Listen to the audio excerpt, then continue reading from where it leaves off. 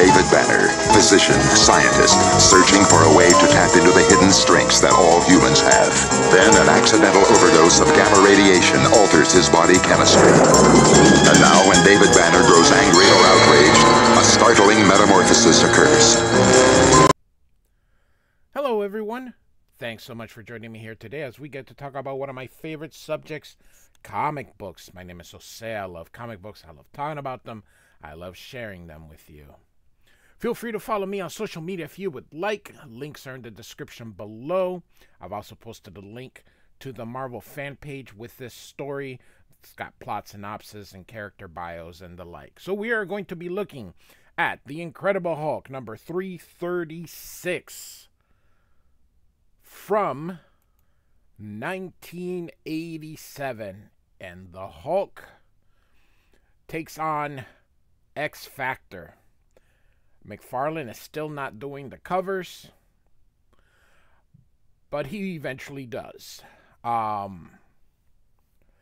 don't know what was Marvel's decision back then. He wasn't still doing the inks. He doesn't start doing the inks till issue 340. He's still not on Amazing Spider-Man at this time. So this is early McFarlane, but this cover is not by McFarlane. He does pencils the inside. So X Factor, for those of you who are unknown, are the original X-Men in a group that is not the X-Men. So I have not covered X Factor at this time yet, because I'm covering the beginnings of the X-Men through the classic X-Men run. So it's going to take me a while. But feel free to check out the Marvel database if you are not familiar with X Factor. And like I said, links are in the description below. So we are in Gamma Base. And so the Shield Council isn't pleased, Quartermain. Not at all. Did you really think you could indefinitely cover up the debacle that this entire project has deteriorated into? So, Clay Quartermain is speaking to these men in shadow. You had two simple assignments. Keep tabs on Bruce Banner and get rid of the Hulk. That was all. And so Quartermain says, "Sir, may I remind you, in my defense, that the Rick Jones Hulk is gone." I like McFarlane including all this technology, showing you all these things here. So this is early McFarlane. Like I said, he is penciling. He is not inking at this time. So you may, Quartermain, if I can remind you that the Rick Jones Hulk didn't even exist before this entire mess began. His creation came from his plunge into the nutrient bath, which you assured us would terminate the Bruce Banner Hulk, but did not. Another failure on your part. And Quartermain's like, but. Enough, Quartermain. We of this council will be releasing this situation.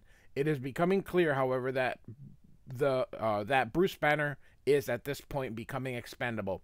I trust you understand our meaning. That is all. And he thinks expandable. They can't be serious. And so, extremes. So, I will be covering the Peter David Hulk run almost in its entirety. But it does begin with the McFarlane Hulk. And if you can even see from the time that it started, McFarlane's already starting with that brow that he had not, or didn't have at that time when he first took over. This is the Hulk. Yes, he's gray. Don't ask. At the moment, he's standing in an alley between two buildings. In his fury over his imminent change back to Bruce Banner with the sunrise, he has just struck one of them. In 17 seconds, that building will collapse. And you can see here, Hulk, it's not fair, and he's hitting the... So, here we have our credits here. Peter David is the writer. Todd McFarlane is the penciler. He does have an inker. But Um, you can see almost some of the McFarlaneism. You can see that he's they're not inking the way you would normally see inking. So McFarlane is dashing out, and the inker is kind of just following along. There's not a lot of the details there, but you can see. I it's really hard to tell you, but the feet of the Hulk are there. He always on that big toe. He always puts, I don't know, what would you call it, but he always puts in this bump right there. It does become a staple of his. When I draw the Hulk in full body and I get to his feet, I always do add that little thing right there.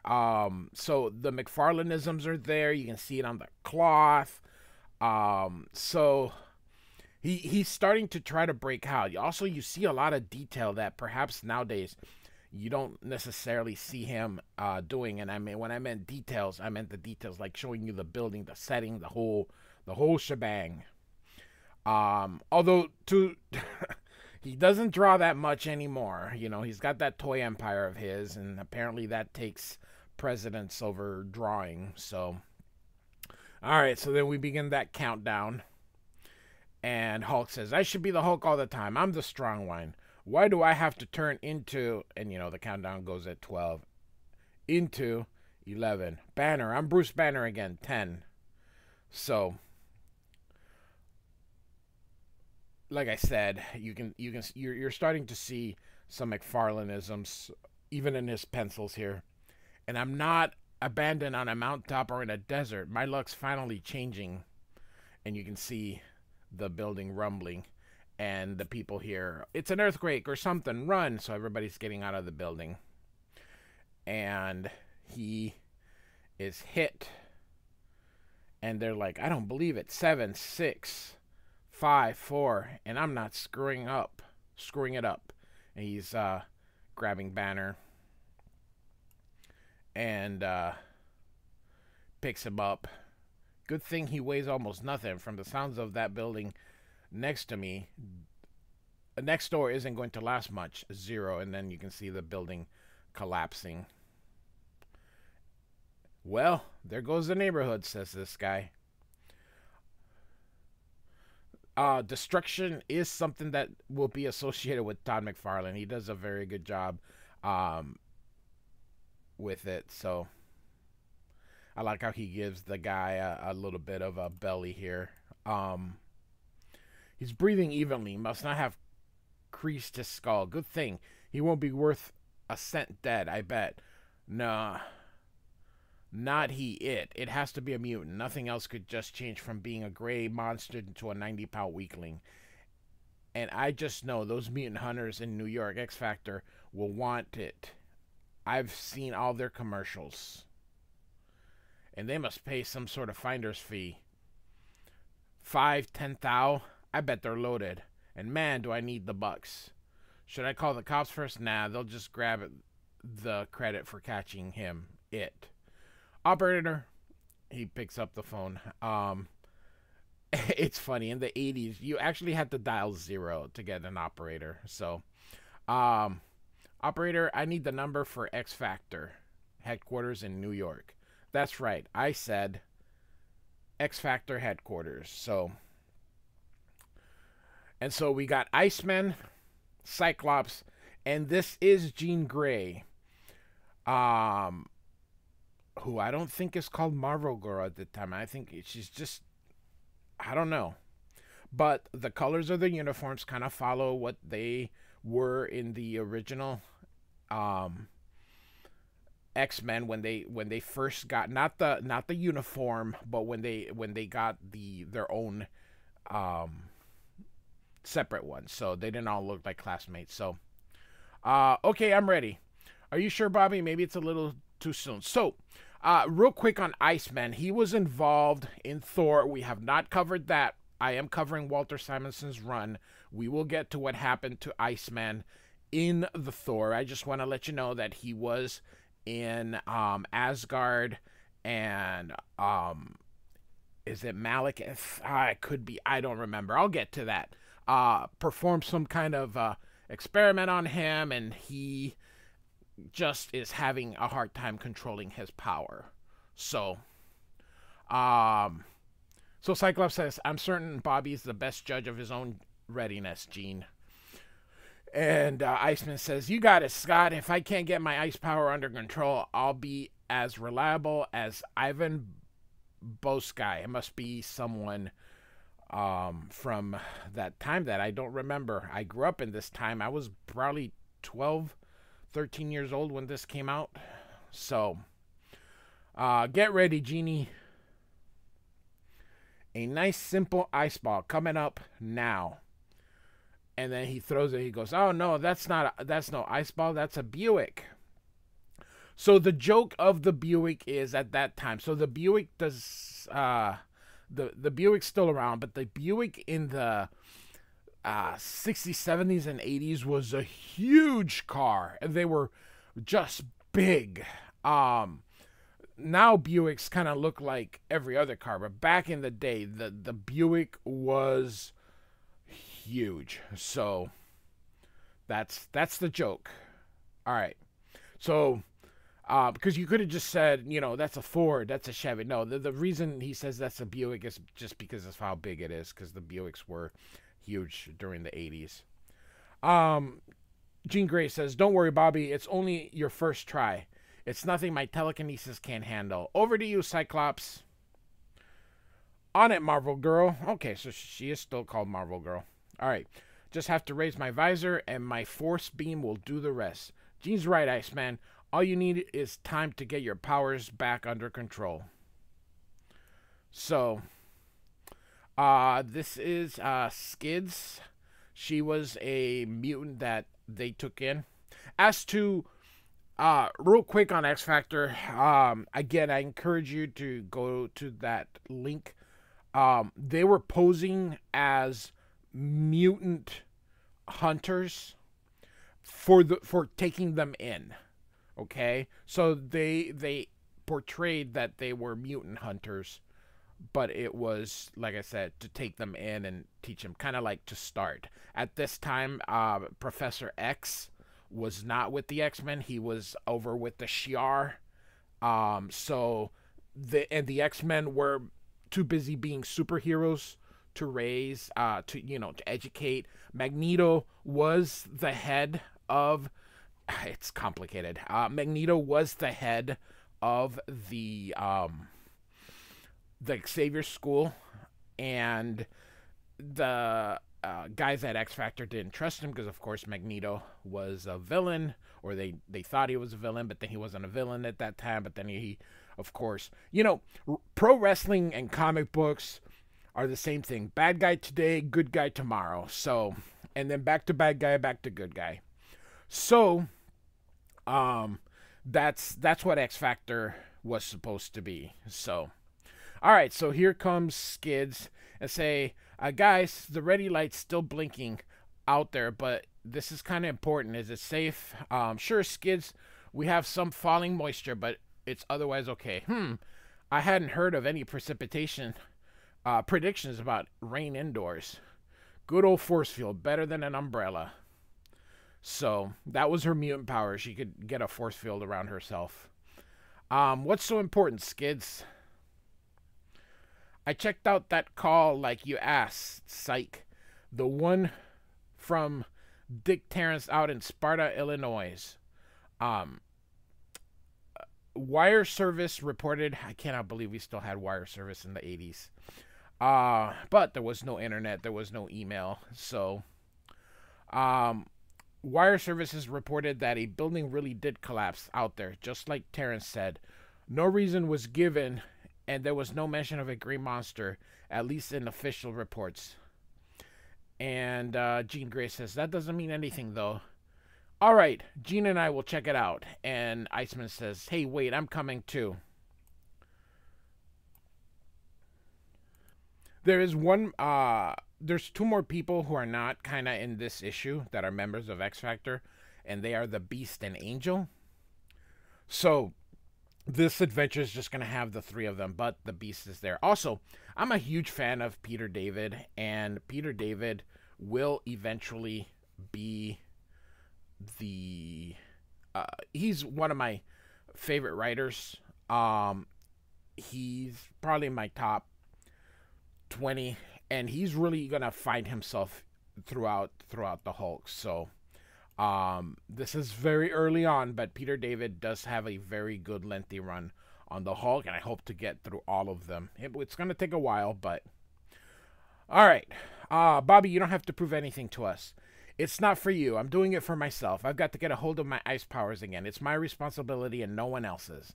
And I'm not going to do it hiding out here at our headquarters when X Factor is needed. All right, Bobby, if you're sure, says Jean Grey. And then he thinks, of course I'm not sure.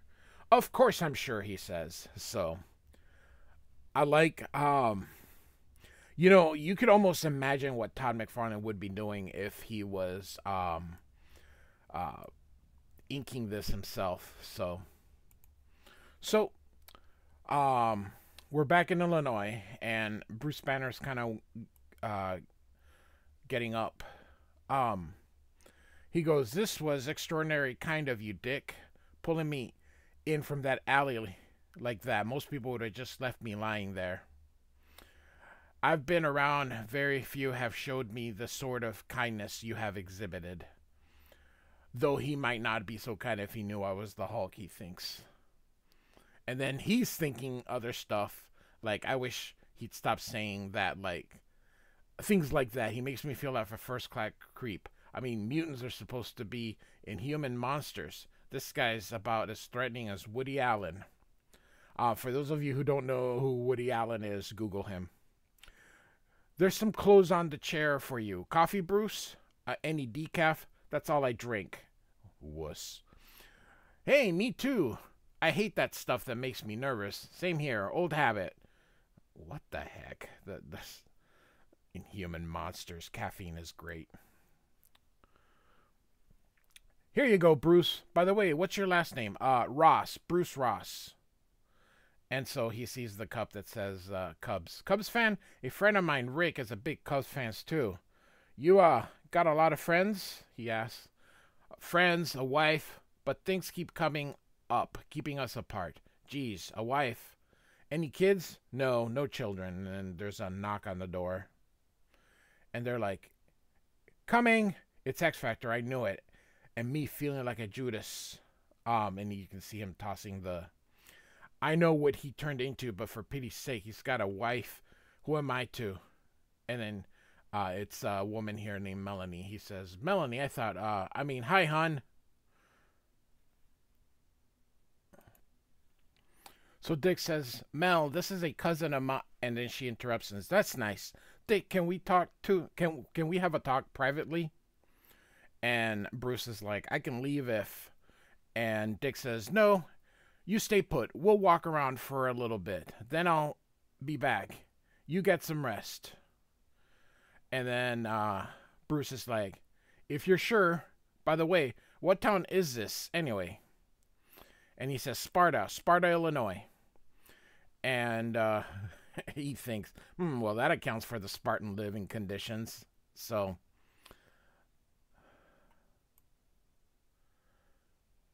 And so he says, Mel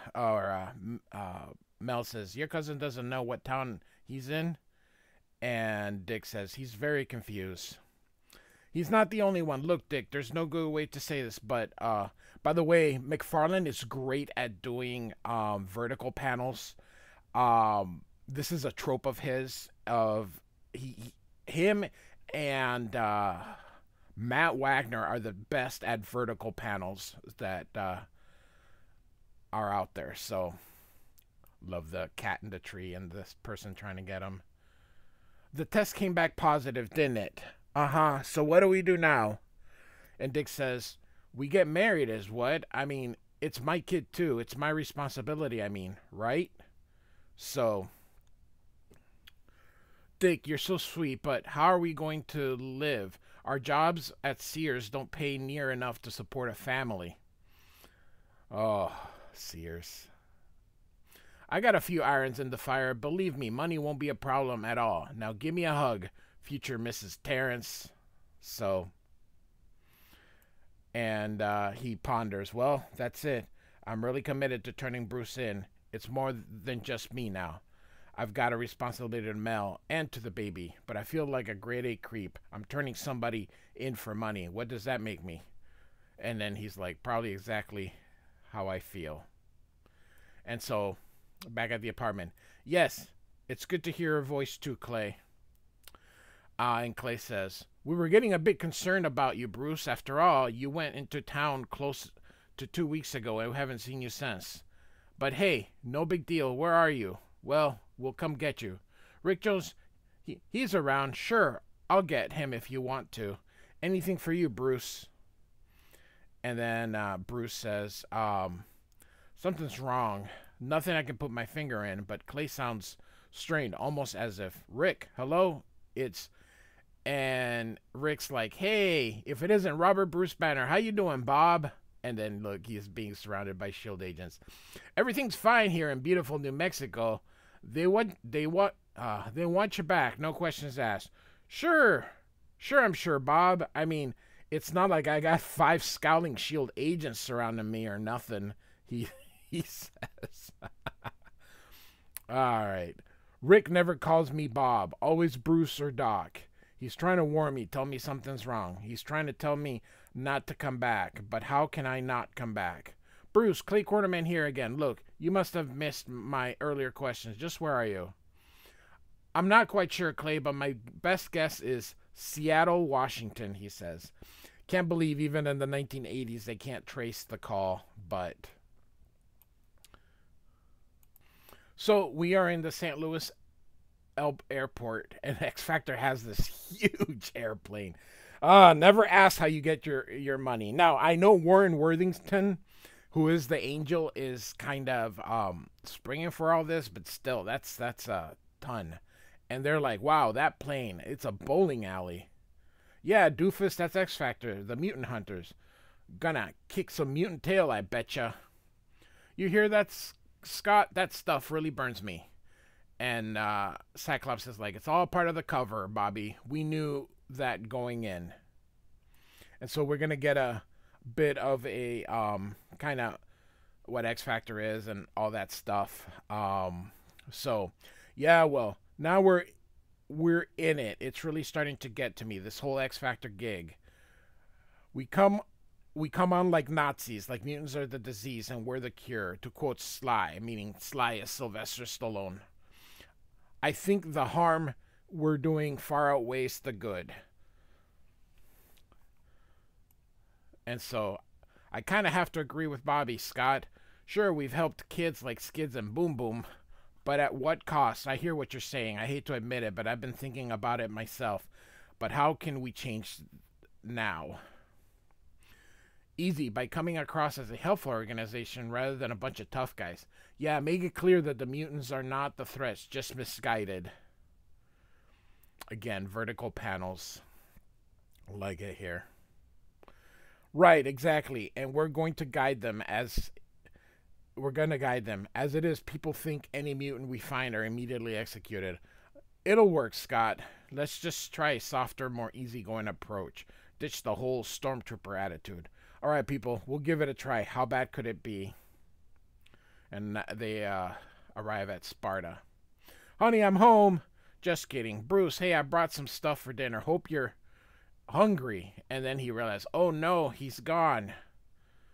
And so he went for a walk, is what happened. This is just what I needed to clear my head. Brisk walk, just like an ordinary person. But here's the funny thing. Nighttime is coming, and why would Hulk... I understand we're trying to tell a story, but you think Bruce Banner would be in a bit of a more hurry, like what's going to happen when the sun goes down. So he's feeling a little bit, you know, because his life is far from normal here. So, of course, an ordinary person doesn't have such problems as to whether or not to return to Gamma Base, or if Rick's in trouble, how can I not help him? And Betty... And I'm most concerned about her having a vague recollection of being with her and then turning into the Hulk. I pray she's all right. She has to be. I couldn't live with myself if I hurt my wife. He says as he's kind of hit with the basketball. Then again, it's not myself I'm worried about living with. It's the Hulk. Here you go, boys, as he gives them the basketball. So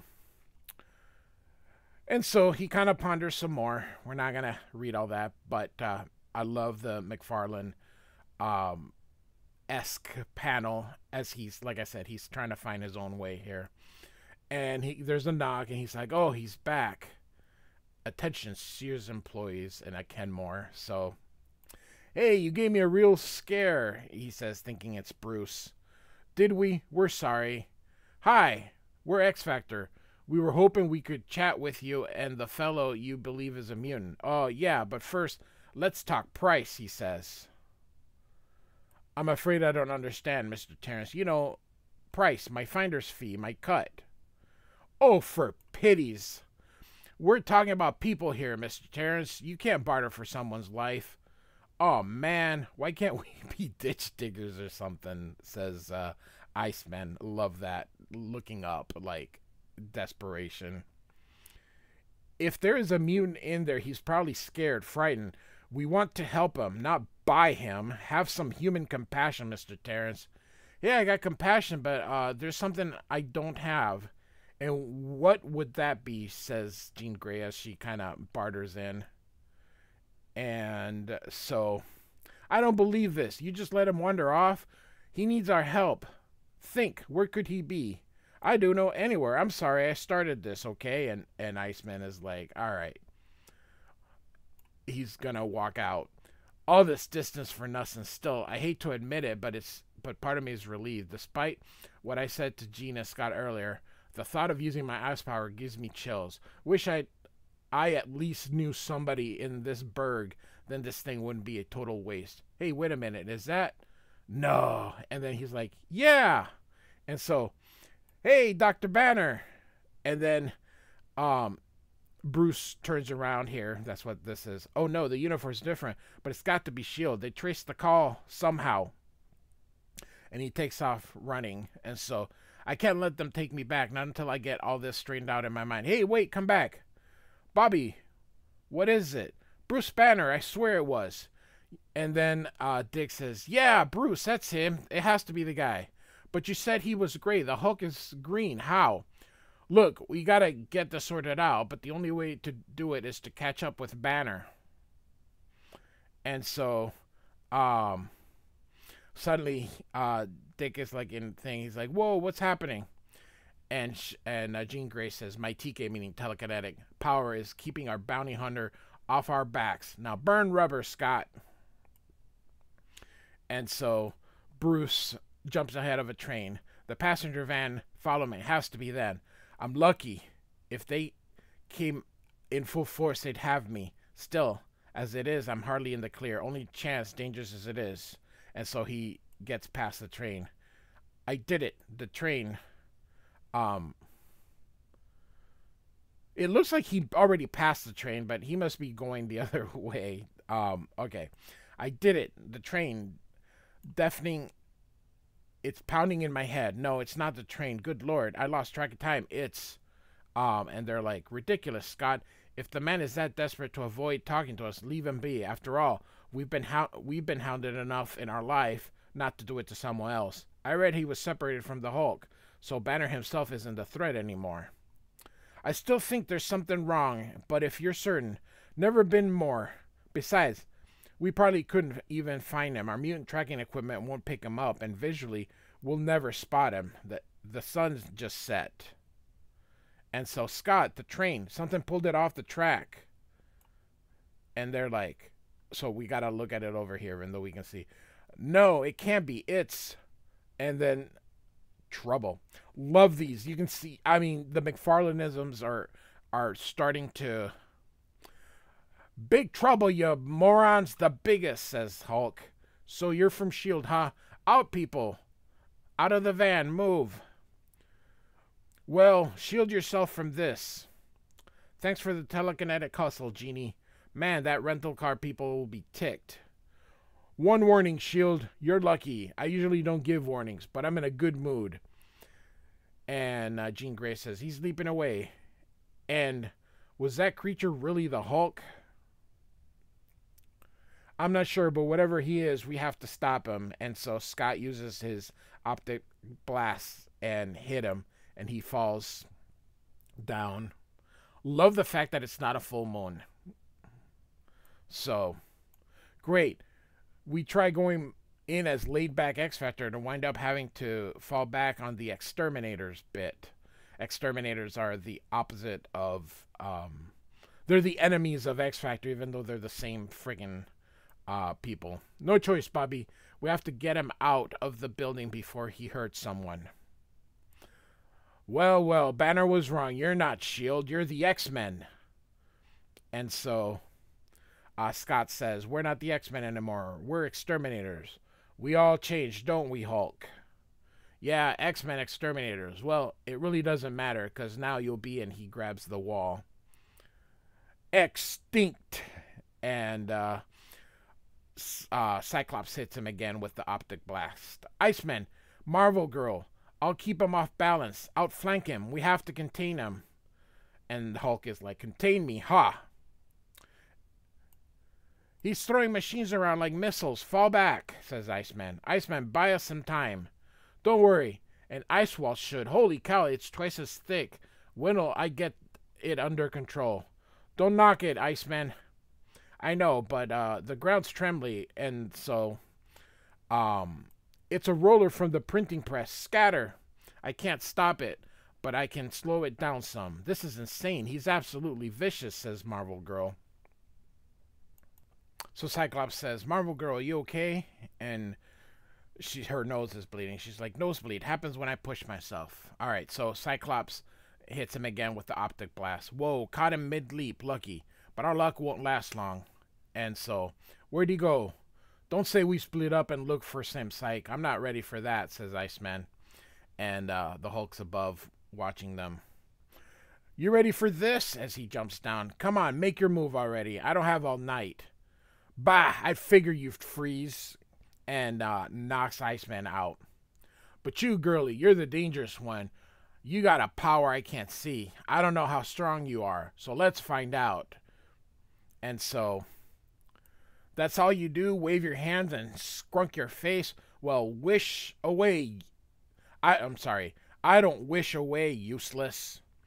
And Marvel Girl's like, Cyclops, my telekinesis won't hold him back any longer. And he uses his optic blast. Can't fire right at him without hitting Jean. Have to aim it this just right. So you can see that it bounces to very few places. I like how this was all constructed. So he's gonna hit that paper roll stacks. Look out. And he hits them, and they all fall down on him. And Cyclops is yelling at everyone, the Hulk, run! And he's like, that's right, run as fast and as far as you can, because I've had it. Hulk, please, none of this is necessary. Just calm down. We're friends, says Cyclops as he fires at him. You still don't get it, do ya? You got no idea what you're messing with. No idea what you're facing. No idea what you're messing with. You still think I'm that cuddly monster who loved baked beans and puppy dogs. He's dead, Cyclops. I'm here now, and your eye-beams are getting weak, and I almost got my hands on ya. And so, Iceman is freaking out. He's like, I can't let him hurt Cyclops. I can't. And he uses his powers, which of course are not under control, and just freezes that whole place. Oh, brother, clear everyone out. When he breaks out there, and they're like, I don't think so. He was really straining at the end. He really has changed. He's not as strong as he was, but what he lacks in strength, he makes up in sheer savagery. We're lucky people. Bobby, and he's like, falls down. He's beat. And Hulk is like, got to break out, get angry, but so cold, colder than I should be. How? Can't think, can't. My whole body's getting numb. This cold you made is incredible, Bobby. Hey, why are you defrosting? Because I'm scared that if I don't, I'll be stuck, iced for good, he says. So, come this guy's. Hi there, I'm Bob, Craig, and Phyllis, and I just wanted to say thank you for saving our lives. And, Bobby doesn't want his face seen because he doesn't want to blow his ID. Yeah, no sweat. Looks like we got the Hulk on ice. What are we going to do with him? And Cyclops says, we contact Banner's last known base of operations, Gamma in Mexico. We have to, Bobby. Our facilities can't hold him. He's just too dangerous. And besides, don't you think the authorities have already been informed? Nuh-uh, he was running for S.H.I.E.L.D. For some reason, we can't. And so, you know, they're going to have just a conversation. But, you know, Cyclops essentially says, I hope that they're doing the right thing. So, and of course, S.H.I.E.L.D. is already known. And these guys say here, excellent, Clay. Send as many people as it takes. This is your chance to finally end the menace of the Hulk. I trust we're of one mind in this matter. Absolutely. I know where my responsibilities lie. So, thus ends our issue. And like I said, I love this. Early McFarlane is pretty cool. I thoroughly enjoy him. So I hope you enjoyed these issues. I have all these issues. Bought them when they first came out. I was into the Hulk TV show reruns, and so I started buying the Hulk just off that. Prior to that, I hadn't read any Hulk, but these were some of my early Hulks, and just like most people, I was wondering why he was gray, but hey. Anyway, Hulk 336 from 1987. Hope you enjoyed it. Like and subscribe. And I do want to thank you for listening. Goodbye.